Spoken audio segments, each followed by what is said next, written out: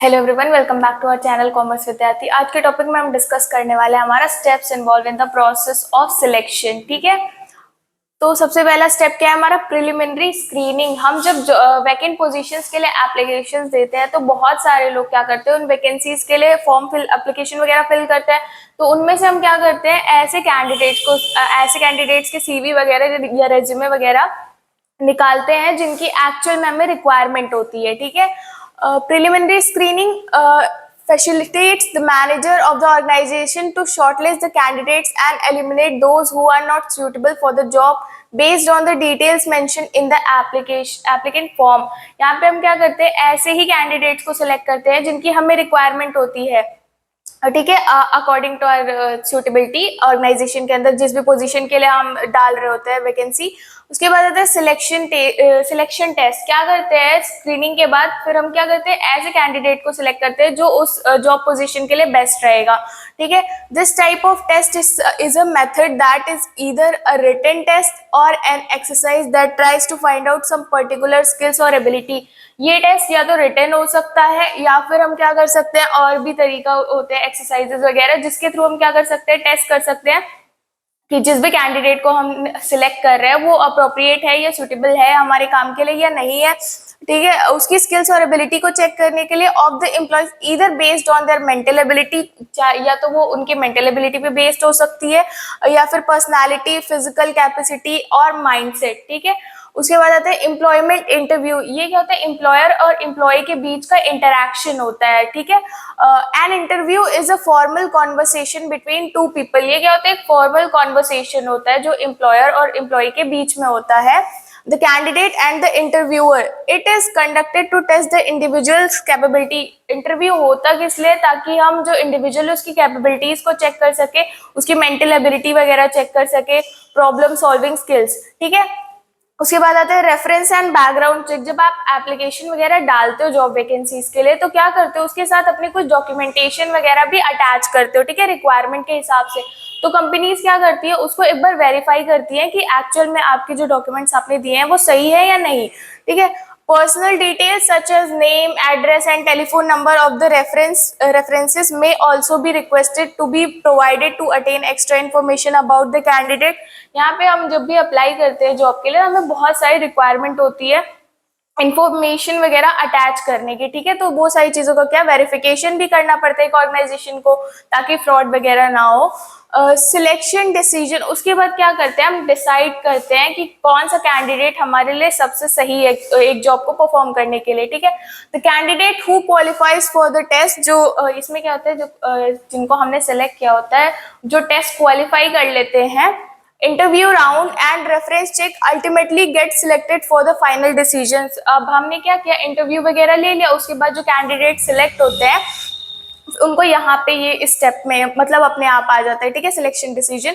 फिर आते हैं मेडिकल एग्जामिनेशन। सारे ऑर्गेनाइजेशंस में नहीं, बट किसी किसी ऑर्गेनाइजेशन में मेडिकल टेस्ट भी लिया जाता है एक पर्सन का, उसकी फिजिकल हेल्थ और मेंटल हेल्थ चेक करने के लिए।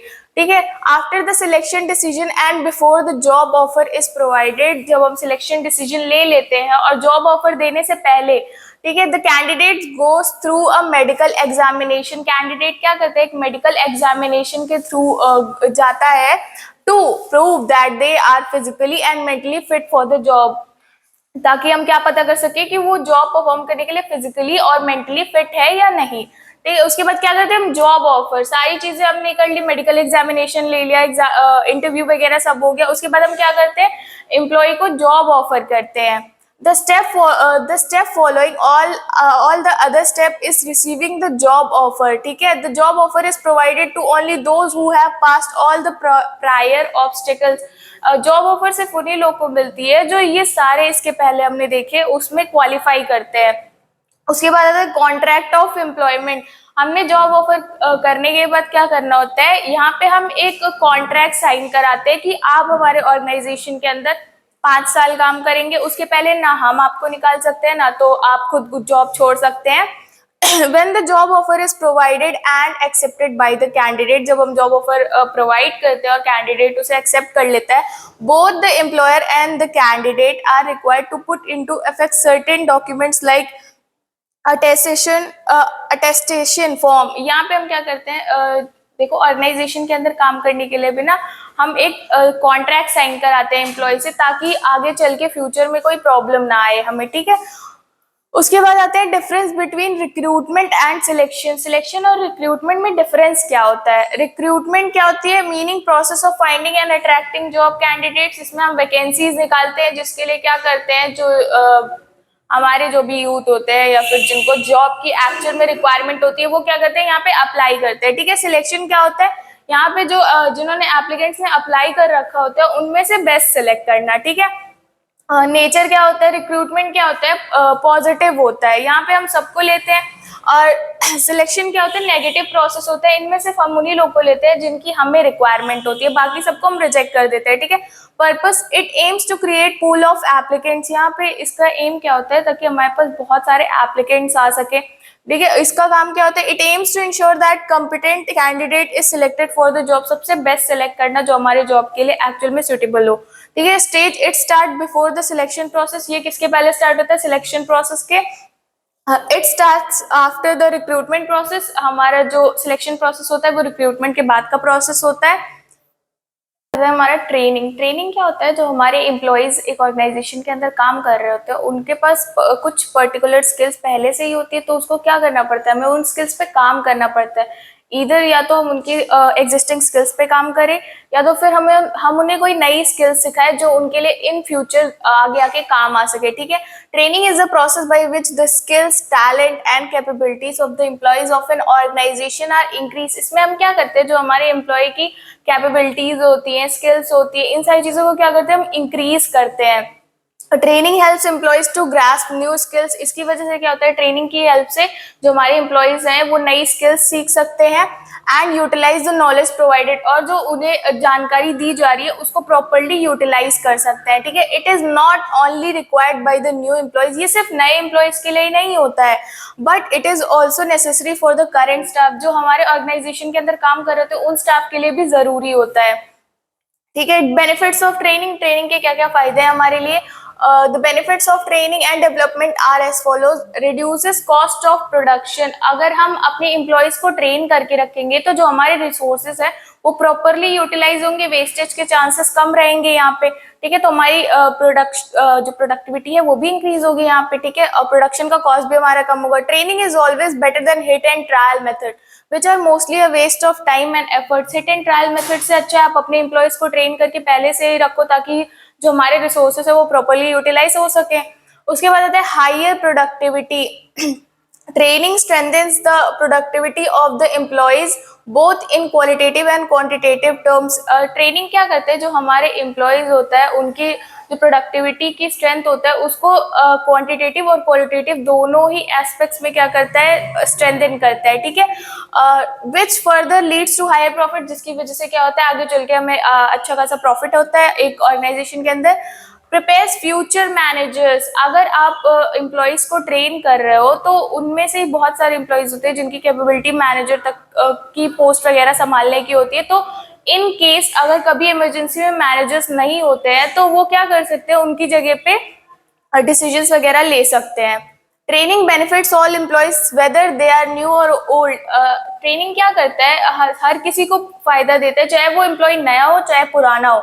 It also trains the future managers. ये क्या करते हैं? जो हमारे फ्यूचर में आने वाले मैनेजर्स होते हैं उनको भी ट्रेन करता है। Who can take charge of the organization. जो हमारे ऑर्गेनाइजेशन का चार्ज आगे चल के ले सकते हैं in the absence of the present manager. जो हमारे मैनेजर हो सकते हैं किसी इमरजेंसी की वजह से ना प्रेजेंट हो, तो जो हमारे ट्रेनिंग की वजह से मैनेजर्स, बहुत सारे ऐसे एम्प्लॉयज होते हैं जो कैपेबल होते हैं, तो क्या कर सकते हैं? उनकी जगह ले सकते हैं अगर किसी भी इंपॉर्टेंट डिसीजन को लेना हो, या फिर हमारा प्रेजेंट मैनेजर अगर अवेलेबल नहीं हो किसी इमरजेंसी की वजह से। उसके बाद होता है increase moral of employees. Employees की हमारी क्या होती है? मोरल इंक्रीज होती है।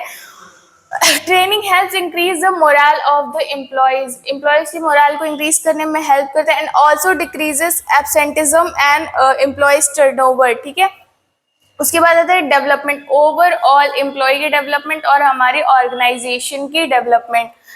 Development is a process that deals with the overall growth. जो डेवलपमेंट एक ऐसा प्रोसेस है जो हमारे एम्प्लॉय और ऑर्गेनाइजेशन के ओवरऑल ग्रोथ पे क्या करता है, फोकस करता है। It not only focuses on employees in learning new skills. इसमें सिर्फ ये नहीं होता कि हमें नई स्किल्स सीखनी है, but also helps them build their personality. इसमें हम क्या करते हैं, जो हमारे एम्प्लॉयज होते हैं उनकी पर्सनैलिटी को भी बिल्ड करने में हेल्प करते हैं। Become mature and realize their potential, उनको मैच्योर बनने में और उनकी जो पोटेंशियल है उसको रियलाइज करने में, which will further leads them to become better employees and better people। जो जिसकी वजह से क्या होता है, हमारे जो एम्प्लॉयज होते हैं वो बेटर होते हैं, बेटर इंसान भी होते हैं और साथ साथ क्या होता है, बेटर एम्प्लॉयज भी होते हैं। ठीक है, उसके बाद आते हैं benefits of development to the employees. Employees का क्या फायदा होता है यहाँ पे, ठीक है। करियर ग्रोथ, उनको फ्यूचर में चल के अपॉर्चुनिटीज मिलेंगी और उनका करियर भी ग्रो करेगा। Training improves the knowledge and skills of the individual. Training क्या करता है, एक पर्सन की नॉलेज और स्किल्स को इम्प्रूव करता है, मेकिंग देम इफिशिएंट, जिसकी वजह से वो क्या होते हैं, इफिशिएंट होते हैं। Which leads to the growth in their career, जिसकी वजह से क्या होता है, उनके करियर में ग्रोथ आती है। इंक्रीज अर्निंग, जब आप अच्छा काम करोगे तो आपकी अर्निंग भी आगे जाके इंक्रीज होगी क्योंकि आपको प्रमोट किया जाएगा। Well trained employees work efficiently. जो हमारे वेल ट्रेन्ड एम्प्लॉयज होते हैं वो बहुत अच्छी तरीके से काम करते हैं and effectively, which increase the performance of the employee, जिसकी वजह से क्या होता है, उनकी परफॉर्मेंस इंक्रीज होती है। And encourages them to earn more, जिसकी वजह से क्या होता है, हम वो आगे चल के और आगे कमाने के लिए, मतलब पैसे वैसे अर्निंग उनकी और ज्यादा बढ़ती है। ठीक है। सेफ्टी ऑफ एम्प्लॉयज, एम्प्लॉयज पहले से ट्रेन रहेंगे तो उन्हें सेफ्टी की भी नॉलेज रहेगी कि क्या क्या चीजें हमें जरूरी है काम को करने के लिए। Training makes the employees more adapted to the working of the machine. Training की वजह से क्या होता है, बहुत सारी हमारे ऑर्गेनाइजेशन के अंदर मशीन्स वगैरह होती है जिनको यूज करना आना चाहिए। ठीक है, तो एम्प्लॉयज को ट्रेन करेंगे तो वो मशीन्स को प्रॉपर्ली यूज करना जानेंगे and they are able to handle them more efficiently. तो वो क्या करेंगे, जब पहले से ट्रेन रहेंगे तो मशीन्स को वो प्रॉपर्ली इफिशिएंटली हैंडल कर सकते हैं बिना किसी मिस्टेक्स वगैरह के और एक्सीडेंट्स के। ठीक है, hence the employees are less expose to accident. इसकी वजह से क्या होता है, हम एक्सीडेंट्स वगैरह को अवॉइड कर सकते हैं। हायर मोरल, यहाँ पे भी मोरल बूस्ट होता है। Trained employees tend to know their job better. जो हमारे ट्रेन्ड एम्प्लॉयज होते हैं उनको क्या काम करना होता है उन्हें वो अच्छे से पता होता है, which helps increase the moral, जिसकी वजह से क्या होता है, उनका मोरल इंक्रीज होता है। And satisfaction of the employees as they are able to perform better than others. इसकी वजह से क्या होता है, जो हमारे एम्प्लॉयज का सेटिस्फैक्शन होता है वो भी इंक्रीज होता है कि वो बाकियों से अच्छा परफॉर्म कर सकते हैं। उसके बाद आता है ट्रेनिंग मेथड्स। ट्रेनिंग मेथड्स होते हैं हमारे दो तरह के, on job training, of job training. On job training में क्या होता है, जब हम काम कर रहे होते हैं, काम करते करते ही हमें चीजें सिखाई जाती है। ऑफ जॉब ट्रेनिंग क्या होती है, हमें काम करने से पहले चीजें सिखाई जाती है। ठीक है, on job training focuses on learning in real work situation. Real time में आप जो काम कर रहे होते हो उसके साथ साथ ही आपको सीखना पड़ेगा। Providing practical skills and direct experience, क्या करता है, प्रैक्टिकल स्किल्स सिखाता है, direct experience. Learning by doing, यहाँ पे हम क्या करते हैं, काम करते करते सीखते हैं। ठीक है। Supervise practice on real task, यहाँ पे आपको काम दिया जाएगा, वो काम आप करोगे, करते करते ही आपको यहाँ पे सिखाया जाएगा कि किस तरीके से करना है। ठीक है। इमीडिएट फीडबैक फ्रॉम सुपरवाइजर और मेंटर्स, यहाँ पे आपके जो सुपरवाइजर्स होते हैं, आपके ऊपर जो भी होते हैं, वो लोग आपको तुरंत फीडबैक देते हैं और गाइड करते हैं किसी काम को करने के लिए। ठीक है। उसके बाद आते हैं approach. The approach of training is practical. Training की जो अप्रोच होती है वो प्रैक्टिकल होती है। Cost, such training methods are cost effective and cheapest to carry out. यहाँ पे क्या होता है, ये कॉस्ट इफेक्टिव होती है क्योंकि आपको किसी को हायर नहीं करना पड़ रहा है। सुपरवाइजर जब आप काम कर रहे हो उसी टाइम पे आपको चीजें सिखा रहा है, तो ये कॉस्ट बजट फ्रेंडली होता है। ठीक है। ट्रेनर आर एक्सपीरियंस्ड वर्कर्स और स्पेशली क्वालिफाइड इंस्ट्रक्टर्स। यहाँ पे जो हमारे ट्रेनर होते हैं वो कौन होते हैं, हमारे एक्सपीरियंस वर्कर्स होते हैं, जो सुपरवाइजर्स पहले से ही काम कर रहे होते हैं ऑर्गेनाइजेशन के अंदर, या तो क्या होते हैं, स्पेशली क्वालिफाइड इंस्ट्रक्टर होते हैं। ठीक है। उसके बाद आते हैं एग्जाम्पल, अप्रेंटिसशिप। ठीक है, learning a trade under the guidance of an expert. यहाँ पे हम क्या करते हैं, एक एक्सपर्ट के अंदर जो है ट्रेनिंग लेते हैं। जॉब रोटेशन, और जॉब रोटेशन भी होती रहती है, हमें अलग अलग काम दिया जाता है यहाँ पे.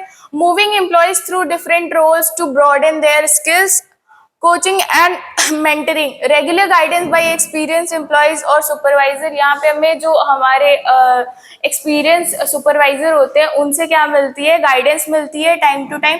इंटर्नशिप, स्टूडेंट और fresher gaining practical experience in their field. जब हम ग्रेजुएट होकर जाते हैं तो क्या होता है, हमें इंटर्नशिप करनी पड़ती है. किसी काम को करने से पहले हमें 2-3 महीने क्या किया जाता है, उस काम को सिखाया जाता है. ठीक है, तो इंटर्नशिप वही हो गया. उसके बाद आते हैं ऑफ जॉब ट्रेनिंग. जॉब करने से पहले आपको ट्रेन किया जाता है यहाँ पे. ठीक है, the method of training in which training is provided to the employee away from his job as is known as off job training. हमें एक्चुअल में जो जॉब करनी है उसके पहले ही हमें चीजें सिखाई जाती हैं यहाँ पे. Such methods follow the pattern of learning before doing. काम करने से पहले आपको यहाँ पे सीखना पड़ेगा. ठीक है, of job on job training क्या थी, काम करते करते सीखो. यहाँ काम करने से पहले सीखना पड़ेगा आपको. ठीक है, approach, the approach of training is theoretical. जो हमारी यहाँ ऑफ जॉब ट्रेनिंग होती है, इसकी जो अप्रोच होती है वो थ्योरेटिकल होती है. Cost, such training method are not cost effective as separate training room, specialist etcetera are required. ये हमारा कॉस्ट फ्रेंडली नहीं होता है, ये कॉस्टली मेथड होता है, क्योंकि यहाँ पे हमें हायर करना पड़ता है ट्रेनर्स वगैरह को. ठीक है, स्पेशलिस्ट वगैरह को. Trainer are academician, professional and technicians. यहाँ पे ट्रेनर्स क्या होते हैं, हमारे अकेडमिशियंस होते हैं या फिर टेक्नीशियंस होते हैं या प्रोफेशनल्स होते हैं. ठीक है, अपनी पर्टिकुलर फील्ड में, एक पर्टिकुलर फील्ड में स्किल्ड होते हैं. ठीक है, example, analysing and solving business problem for critical thinking and development. Example है जैसे केस स्टडीज. बिजनेस स्टडीज में क्या होता है, हमें केस स्टडीज दे दी जाती है जिनके थ्रू हम क्या करते हैं, देखते हैं कि कौन सा अप्रोच फॉलो करना है या कौन सी चीजें यहाँ पे लग रही होती है. ये हमारी थिंकिंग एबिलिटी को इंक्रीज करता है. ठीक है, क्लासरूम लेक्चर्स, इसमें हमें किसी चीज के बारे में इन डेप्थ नॉलेज प्रोवाइड कराई जाती है, किसी भी सिचुएशन के बारे में या किसी भी चीज के बारे में. ठीक है, उसके बाद आते हैं दोनों के बीच में डिफरेंस देखते हैं, ट्रेनिंग और डेवलपमेंट के बीच में. ठीक है, ट्रेनिंग मतलब क्या होता है, training refers to the process of increasing the knowledge, skills and abilities of employees for doing work. किसी भी काम को करने के लिए एक एम्प्लॉय की स्किल्स, नॉलेज वगैरह को क्या करते हैं, यहाँ पे हम इंक्रीज करते हैं. डेवलपमेंट मतलब क्या होता है, ओवरऑल एम्प्लॉय का ग्रोथ. ठीक है, development refers to the overall growth of the employees की overall growth. These are learning opportunities that are design for employees growth. ये जो लर्निंग अपॉर्चुनिटीज होती है ये इस तरीके से डिजाइन की जाती है ताकि जो हमारे एम्प्लॉय हो उसकी ओवरऑल ग्रोथ हो. ठीक है, एम क्या होता है, its main aim to help the employee to do the job better. इसका एम क्या होता है ट्रेनिंग का, जो हमारे एम्प्लॉय का काम करने का तरीका हो या काम जो करे वो अच्छी तरीके से करे. Its main aim is the overall growth of employee. Development का क्या होता है एम, ओवरऑल एम्प्लॉय की ग्रोथ. ठीक है, orientation, it is job oriented. जो हमारा ट्रेनिंग होता है वो जो जॉब ओरिएंटेड होता है और हमारा जो डेवलपमेंट होता है वो करियर ओरिएंटेड होता है. ठीक है, scope of learning, it has a narrow scope as it is a part of development. जो हमारा ट्रेनिंग है उसका स्कोप क्या होता है, नैरो होता है, क्योंकि ये हमारे डेवलपमेंट का पार्ट होता है. It has a broader scope as it include training. ये जो हमारा डेवलपमेंट होता है वो ब्रॉड होता है क्योंकि इसमें क्या होता है, हमारा ट्रेनिंग भी इंक्लूडेड होता है. Suitability, it is more suitable for technical staff. जो हमारा ट्रेनिंग है वो किसके लिए सूटेबल होता है, हमारे टेक्निकल स्टाफ के लिए, और जो डेवलपमेंट होता है वो मैनेजरल स्टाफ के लिए सूटेबल होता है. It is more suitable for managerial staff. ठीक है, आज के लिए बस इतना ही.